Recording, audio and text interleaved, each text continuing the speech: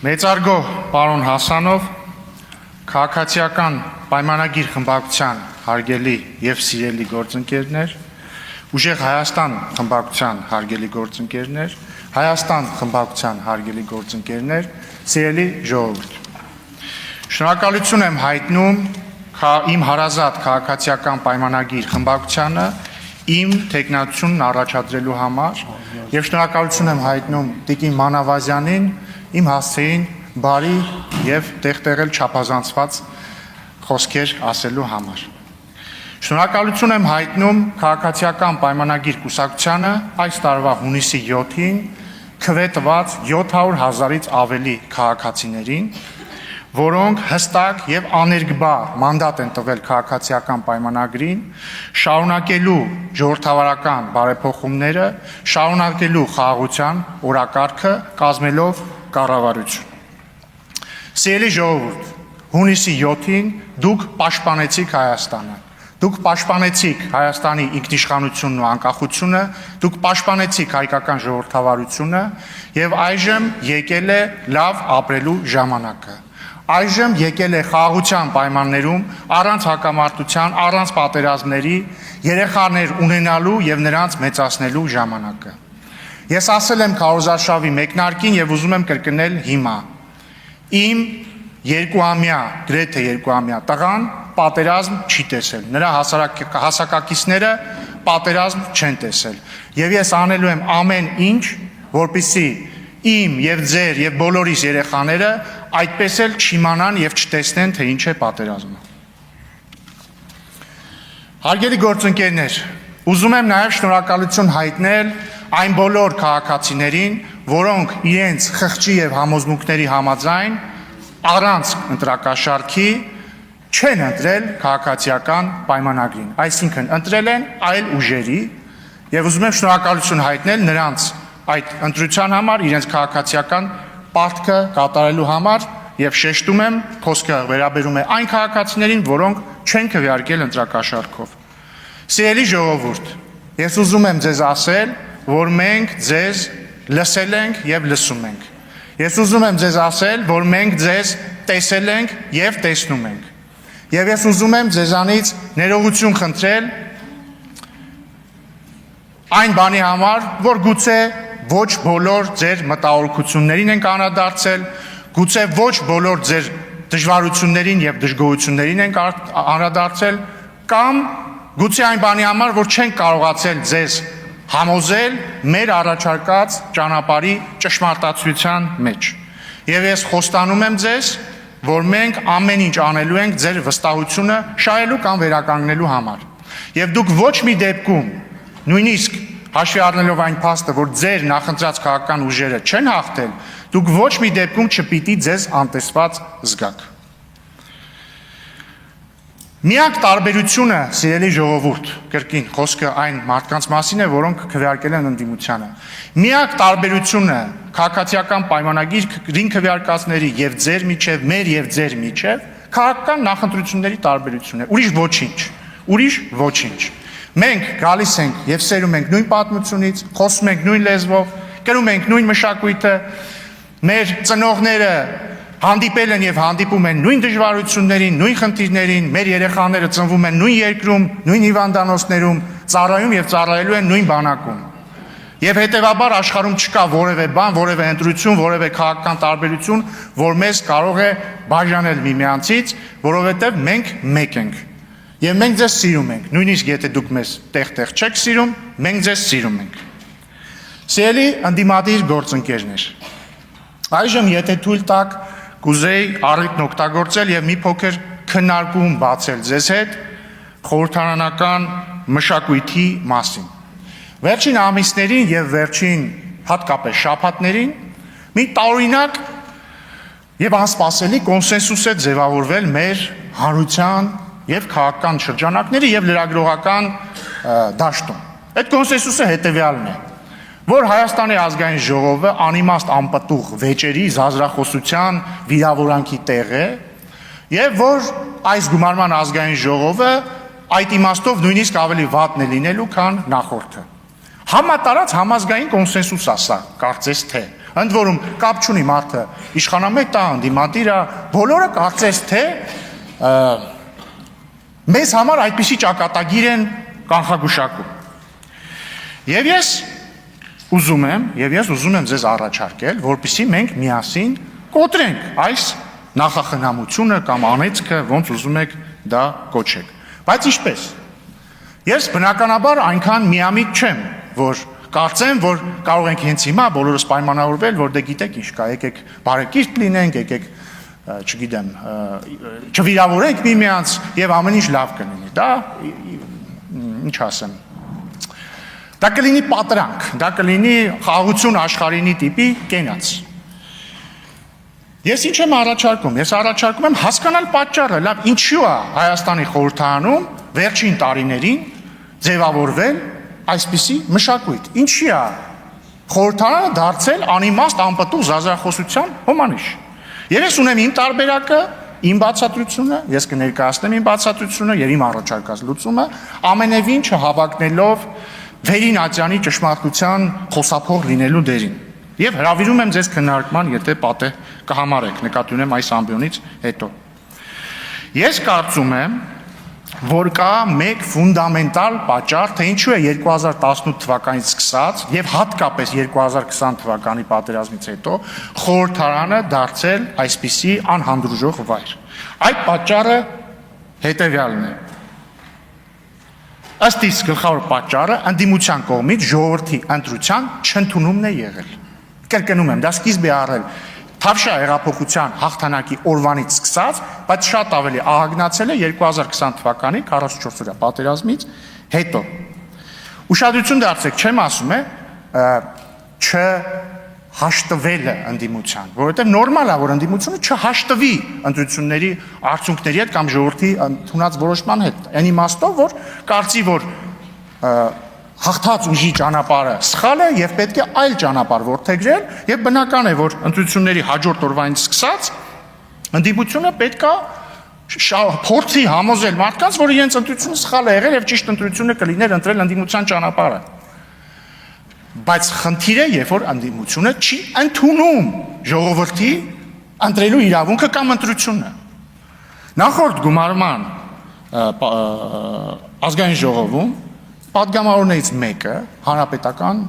կուսակցության անդամ։ 2018 թվականի Թավշյա հեղափոխությունը անվանում էր իշխանազավթում, անընդհատ անվանում էր իշխանազավթում։ Եվ այս նոր գումարման խորհրդարանում նույնպես կան պատգամավորներ, որ այս տարիների ընթացքում բազմաթիվ անգամ վիճարկել են ժողովրդի ընտրությունը։ Օրինակ, այս գումարման խորհրդարանում էլի կա նորընտիր պատգամավոր, որը 2018 թվականի հեղափոխությունը անվանում է թուրք-ադրբեջանական հեղափոխություն։ Եվ այսպիսով վիճարկում է եւ չի ընդունում են փաստը, որ 2018 թվականին Հայաստանի ժողովրդի գերակշիռ մեծամասնությունը, այդ թվում հրապարակներում հավաքված 100 հազարավոր քաղաքացիները ընտրել էին Սերժ Սարգսյանին եւ հանրապետական կուսակցությանը իշխանությունից հեռացնելու ճանապարհը, կատարել էին ընտրություն։ Եվ դա անվանել թուրք-ադրբեջանական կամ ցանկացած այլ տեղից թելադրված գործողություն, նշանակում է նսեմացնել ժողովրդի ընտրելու իրավունքը։ Նույն կերպ ամբողջ ընդդիմությունը, որը թե նախորդ խորհրդարանում, թե այս գումարման խորհրդարանում գլխավորապես կամ նախկին իշխանությունների ներկայացուցիչներից է կազմված, կամ մարդկանցից, որոնք առնվազն մեծապես փոխկապակցություն են ունեցել նախկին իշխանությունների հետ, հրաժարվել են ընդունել 2018, 2021 եւ հիմա 2026 թվականի ընտրություններում ժողովրդի ընտրությունը։ Եվ կրկին ուզում եմ շեշտել, ճիշտ հասկացեք ինձ, խոսքը ընտրությունը չընդունելու մասին է, ոչ թե կարծելու մասին, որ այդ ընտրությունը սխալ էր։ Ցանկացածը կարող է կարծել, որ ընտրությունը սխալ էր կամ պետք չէր այդպիսի ընտրություն անել, դա ընդդիմության իրավունքն է։ Բայց սիրելի գործընկերներ, ընդդիմադիր, դուք պարտավոր եք ընդունել ժողովրդի ընտրությունը։ Եվ մենք էլ ենք պարտավոր ընդունել ժողովրդի ընտրությունը։ Եվ ինչի է բերել այս իրավիճակը։ Այս իրավիճակը բերել է հետևյալին,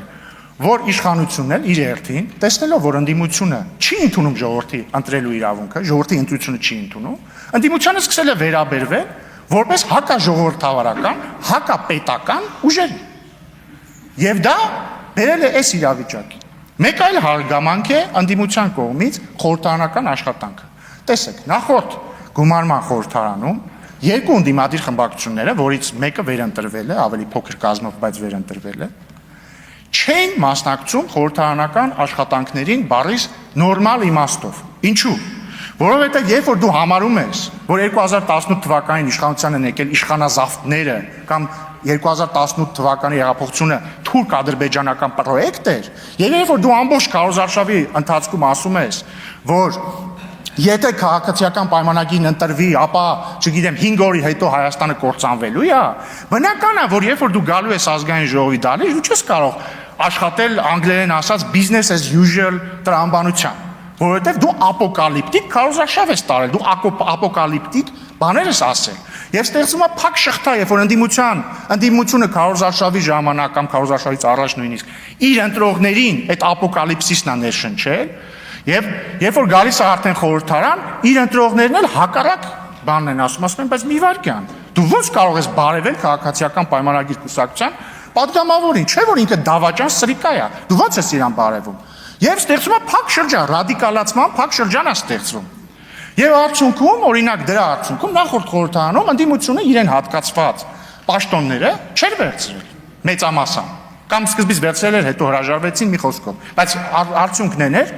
որ այդ պաշտոնները վերցված չէին, արդյունքներն էին, որ ընդդիմությունը չէր զբաղվում օրինաստեղծ աշխատանքով, իսկ երբ որ ընդդիմությունը չի զբաղվում օրինաստեղծ աշխատանքով եւ պաշտոններն չի վերցնում, հանձնաժողովի նիստերին չի մասնակցում կամ մասնակցում է, բայց ոչ օրինաստեղծ աշխատանքի համար, ամբողջ ազգային ժողովը օրինաստեղծ աշխատանքի մասին է, եթե արանքից հանում ես օրինաստեղծ աշխատանքը, տակը ինչ է մնում։ Քաղաքական պոլեմիկա, գորգորոց, ռադիկալ ելույթներ։ Դրա համար հարգելի գործընկերներ, ես տեղեկացել եմ առնվազն մամուլից, որ Հայաստան խմբակցությունը չի պատրաստվում վերցնել եւ ուղղեք ինձ եթե սխալ եմ իհարկե չի պատրաստվում վերցնել իրեն հասանելիք պաշտոնները մամուլից կարդացել են որ ուժեղ Հայաստանը պատրաստվում է վերցնել ուզում եմ ողջունեմ դա եւ Հայաստան խմբակցությանն էլ հորդորում են փոխել իրենց որոշումը եթե հարկ կհամարեն որովհետեւ մենք սիրելի գործընկերներ մի կես ժամ առաջ երթում ենք տվել մենք ստորագրել ենք այդ երթման տեքստը մենք միասին ենք կանգնել շատ ուշադիր չեմ եղել ընդդիմադիր գործընկերները կանգնել են թե չէ եթե չեն կանգնել վատա բայց մենք միասին պիտի օրինաստեղծ աշխատանքով զբաղվենք։ Օրինաստեղծ աշխատանքով զբաղվել չի նշանակում լինել իրար հետ նույն քաղաքական հարթության վրա։ Նշանակում կատարել մեր պարտքը։ Սիրելի ընդդիմադիր գործընկերներ, դուք եւ ձեր նախորդները այս տարիների ընթացքում մեզ ինչ ասես անվանել եք։ Ձեր մեջ կան մարդիկ, որ օրինակ ինձ բարից բուն իմաստով վիրավորական արտահայտություններ են արել, չգիտեմ, եթերներով։ Կամ մարդիկ որ չեն արել եւ բարեկիրթ են իրենց պահել։ Մեր ժողովուրդը երկու անգամ ընտրություններով տվել է վերդիկտը, տվել է դատավճիռը։ Իրանք ասել են ձեզ եւ բոլորին, որ իրանք այդ որակումների հետ համաձայն չեն։ Ձեր արած որակումներին մեր հասցեին ժողովուրդը համաձայն չի։ Ժամանակն է ընդունել այդ փաստը, ժամանակն է փոխել վերջին 6 տարիներին մեր քաղաքական դաշտում լսվող խոսույթները։ Իմ ելույթը, սիրելի գործընկերներ, առաջինն է, այսինքն առաջին ըստ էության քաղաքական ելույթն է այս գումարման ազգային ժողովում։ Ես առաջարկում եմ այս խորհրդարանը դարձնել սուր, բայց բարեկիրթ, մարդկային պարկեշտության սահմանները չհատող քննարկումների տեղ։ Սա իմ առաջարկն է։ Այո, մենք տարբեր կարծիքներ ունենք գրեթե ամեն ինչի մասին, բայց մենք կարող ենք մի պարզ բանի շուրջ կոնսենսուսի գալ։ Մենք ընտրում ենք պարզ մարդկային բարեկեցությունը եւ պարկեշտությունը միմյանց հետ այս դահլիճում փոխհարաբերվելիս վերջ։ Հարգելի պարոն Կարապետյան, հարգելի Տիկին Գրիգորյան, շնորհավորում եմ ձեզ համապատասխանաբար ուժեղ Հայաստան եւ Հայաստան խմբակցությունների ղեկավարներ ընտրվելու կապակցությամբ։ Ես բնականաբար միամիտ չեմ եւ չեմ ակնկալում, որ ձեր խմբակցությունների падգամավորները քվեարկելու են ինձ որպես ազգային ժողովի նախագահ։ Չնայած մարդ է Տիկին Գրիգորյան, կարող է դուք քվեարկեք։ Բայց չեմ ակնկալում։ Ես առաջարկում եմ եւ ընդհանրապես ես համարում եմ այսօրը ես համարում եմ զրոյական կետ իմ եւ ձեր հարաբերություններում եւ ընդհանրապես զրոյական կետ խորհրդարանական հարաբերություններում։ Ես առաջարկում եմ իմ նոր մատնանշած մոդելը ընդունել որպես մեր միջև կոնսենսուս։ Բարեկիրթ, սուր, չգիտեմ, շատ սուր, բայց բարեկիրթ բանավեճ միմյանց միջև եւ կառուցողական խորհրդարանական աշխատանք, որովհետեւ մեզ Ժողովուրդ ջան, այստեղ չեն ուղարկել իրար հետ անընդհատ միայն քաղաքական պոլեմիկա բանեցնելու համար։ Դա էլ է մաս,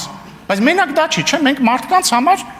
մարդկանց կյանքը, մարդկանց խնդիրները լուծելու համար ենք այստեղ, եւ մենք, եթե մենք չենք զբաղվում դրանով, մեր աշխատանքը դառնում է ֆարս։ Եվ եթե դուք ընդունում եք իմ առաջարկը, ես ձեզ երաշխավորում եմ եւ կարծում եմ Տիկին Մանավազյանը նույնպես երաշխավորում է,